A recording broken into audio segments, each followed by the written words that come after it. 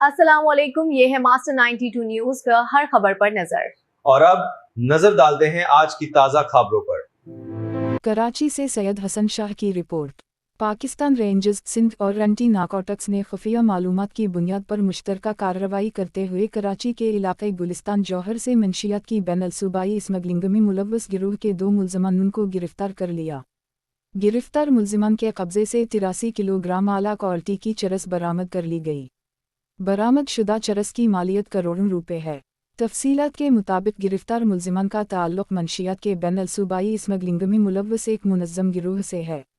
مذکورہ گروہ کا سرگنا پشاور سے منشیات غیر قانونی طریقے سے سکھر منتقل کرتا ہے، جبکہ سکھر کے بعد منشیات انتہائی منظم طریقے سے کراچی منتقل ہونے کے بعد مختلف منشیات فروشوں کو فروخت کی جاتی ہے۔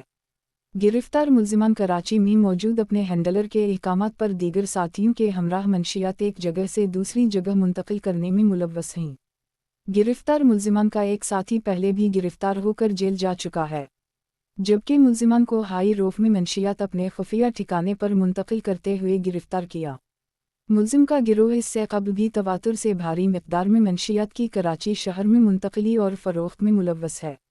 گرفتار ملزمان نے اپنے نیٹ ورک کے بارے میں انتہائی سنسنی خیز انکشافات کیے ہیں۔